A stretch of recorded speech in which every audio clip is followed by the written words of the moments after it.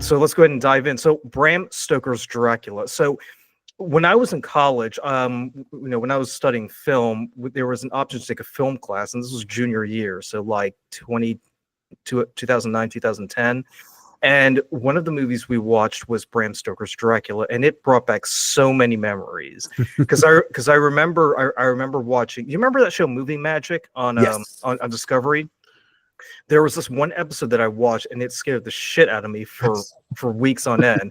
And it's the scene where we see Lucy as a vampire coming down the stairs. Yeah. And they were talking about, well, how we achieved the trick was she basically had to walk backwards, and then we extinguished the candles, as she went up, and then we just basically did a reversal. But the scene that really freaked me out was when Van Helsing holds the crucifix and she just spews blood in his face. Yeah. And I'm like, yeah, I just go to my mom. I'm like, Mom, I know I'm in second grade, but can I sleep with you tonight? Like, it was so terrifying. But let's go ahead and dive in because there's no better way to kick off our discussion of Dracula than to talk about one of the greatest roles performed by one of the greatest actors ever. Oh yeah, Gary Oldman. So Bradley, you are the vampire aficionado. You are the guest. I will go ahead and give the floor to you to go ahead and just lay it on us. Let us know what your thoughts are about how Gary Oldman portrayed the Transylvanian Count. So I will go ahead and preface this by saying this is going to sound really bad. This is, of the four movies, the one I'm the least familiar with. I actually just watched this for the first time maybe 2 or 3 years ago. Because people kept making fun of Keanu Reeves' accent, and it's one of those movies. It's one of those movies where they show two actors who should never ever in their career ever do accents. Keanu Reeves and Winona Ryder. So. Yep.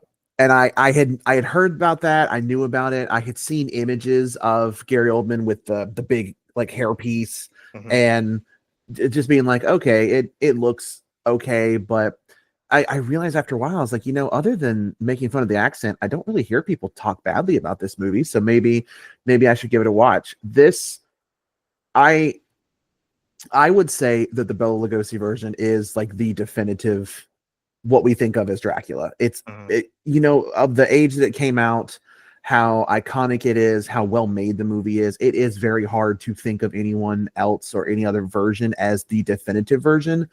But I think if you had to give a second option, I do think this would be the second option. And I was gonna say, because even when Christopher Lee took on the role, like the outfit he was wearing was still channeling Bela Lugosi. So it wasn't too much of a departure. They were still playing it pretty safe back then.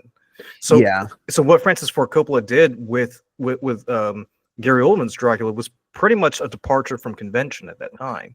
Yeah, he still had a certain bit of the like flamboyantness that you have with Dracula, but he wasn't there are so many things that we tend to think of as like cheesy, and you think of like the cape. It's so easy to be like, oh, that's a cheesy thing, but so often things become that way because we've seen them done really well and they get done multiple times.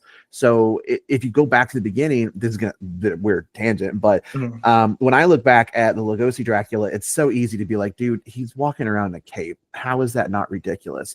But back then that was just so iconic, and we still look back and it's so iconic. I really do think the Gary Oldman version is a very nice, at the time, maybe a bit closer to a modern interpretation of it, where he's not necessarily walking around with the cape and acting the same way that Bela Lugosi did, but he's still, I agree. Gary Oldman is, in my humble opinion, I would say probably the greatest actor alive.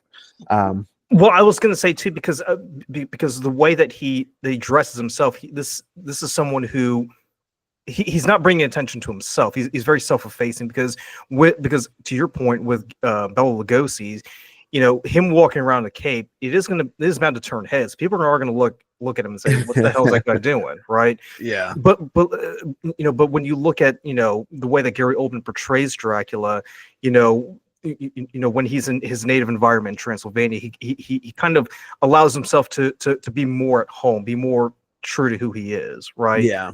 So so the pale feature, the beehive hair the mom hairdo, as I call it, the robe and everything, that seems to suit more of who he was as a person before he became, a vampire. And then when he goes into London, he becomes a chameleon. He kind of adapts himself more to the surroundings. And I think that, and I think that's pretty interesting too, because when we think of Dracula, we think of of an undead creature who like stalks his prey and drinks blood and is a terror to everybody. Mm-hmm. But we tend to forget that he's also human. Yep. What did you think about the intro? Because the intro to the movie, when I first saw it, I found it a bit jarring, because that was never in the original, and I thought. At the time, I thought, Coppola kind of took a lot of liberties with it. But when I watched it a few days ago, I thought he definitely wants to remind us that this isn't someone who's pure evil. This is someone who we can sort of sympathize with, even if we don't agree with what he's doing. Yeah, and I really think that speaks a lot to what you just mentioned about remembering that there is a human aspect to this character. This particular version of Dracula, I like the idea that, and honestly, most versions of Dracula, there are times where, is he a good person? Versions, some yes, some no, mostly no. But there are very few versions of Dracula where I view him and I'm like, this dude is just evil. Mm-hmm. Like, sometimes he does bad things. I mean, obviously, being a vampire, there is a certain level of you have to consume people in order to continue your life. So there's something very innate of a bad thing about that.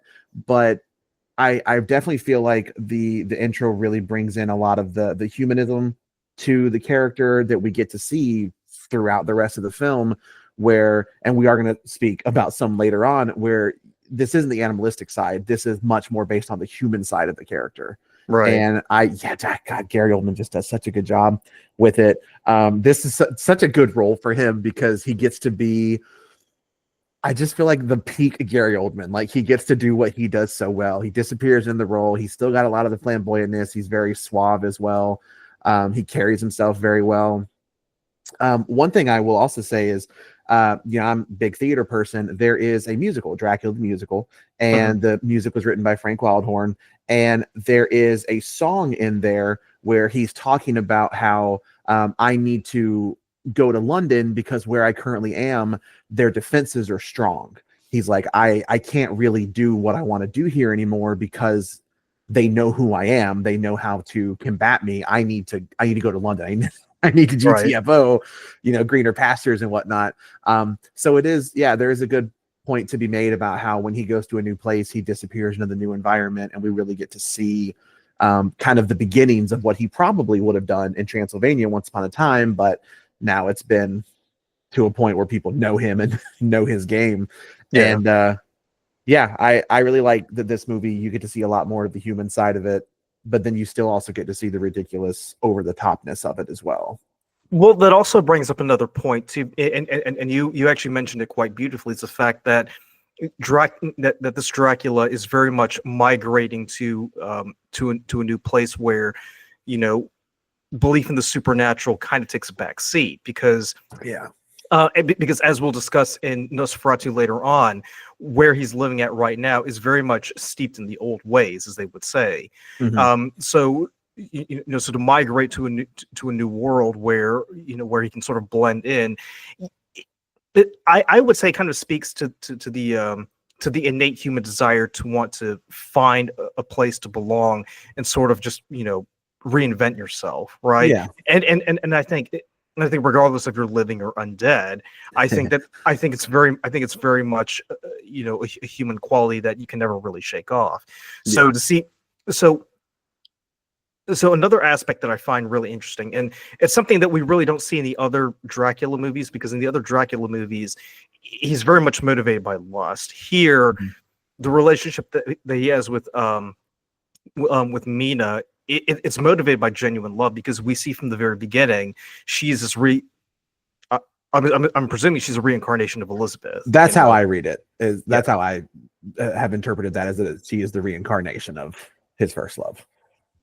but that's the thing too, because like I said, I mean, Gary Oldman gives us a very human Dracula, because not only do we see who he was as a person, but we also see what his motivations are, right? Yeah. And I mean, whatever your thoughts are about murdering innocent people and drinking their blood, or having having to do like horrible things, at the same time you could sort of feel for the guy, because as much as you want to say, dude, you really shouldn't go there because it's taboo, you kind of get the feeling that this is a guy who will do anything for love, right? To quote a Meatloaf song, I'll do anything for love, but I will do that too.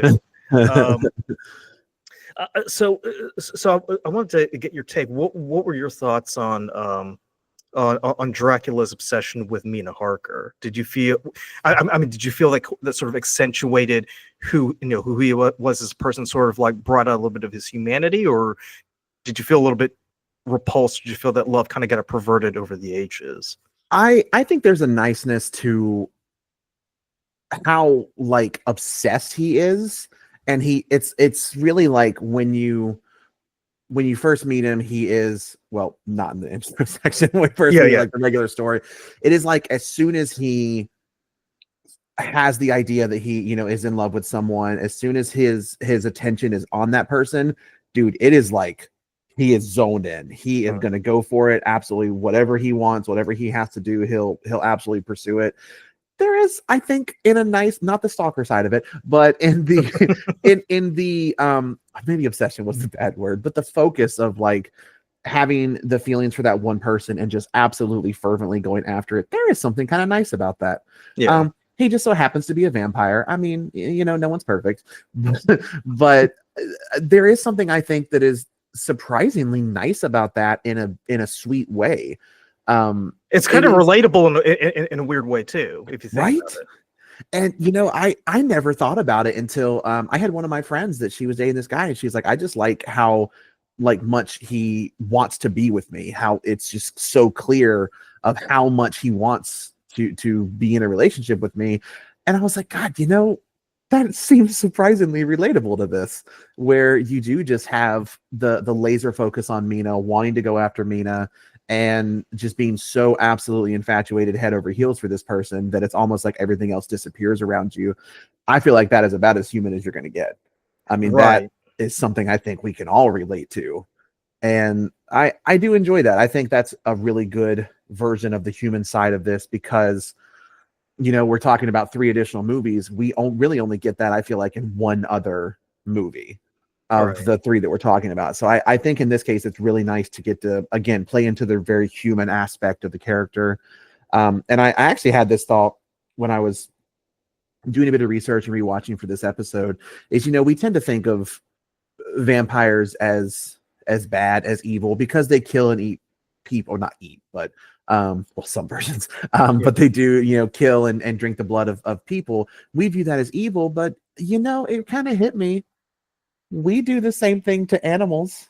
That's true. It really is just a different shade of the same kind of it. I'm not saying vampires are good.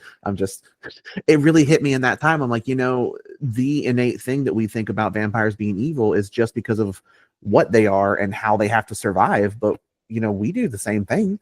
It's just that for us, we're not killing people. Well, I would go so far as to say the process is removed, right? Yeah. So we're not actually witnessing the process by which we obtain our food, as opposed to with what vampires do. It's very visceral. It's very much in real time. Yeah. I was going to say, at the end of the movie, you kind of get the feeling that there's closure, right? And you feel like, in a way, Dracula kind of comes to accept his end, because he has sort of accomplished what he's wanted from the very beginning. Everything comes full circle at the end. Yeah. And I thought the ending scene in this is really nice. Again, though, because the musical, I will say, Dracula the musical, my favorite musical. It's so good. Oh my God, I want to see it. I want to be in it so bad. But at the end of it, there's this wonderful thing where they're singing. He and Mina are singing back and forth, and he's like, "If you truly love me, you have to free me." And he's saying, "You have to kill me." And she's like, "No, I don't want to," because of course. But there's this like, it's so darkly beautiful. at the end of this that they get to share this final moment before she is ultimately the one that kills him. Yeah, and you get that sense from watching the interaction between Mina and Dracula in that movie. Yeah, because it's a very cathartic ending. Right, because she develops that connection with Dracula near the end, and even though Van Helsing's trying to stop her, he also understands, hey, maybe we need to just let this play out. Yeah. As a result. But speaking of Van Helsing, I want to move into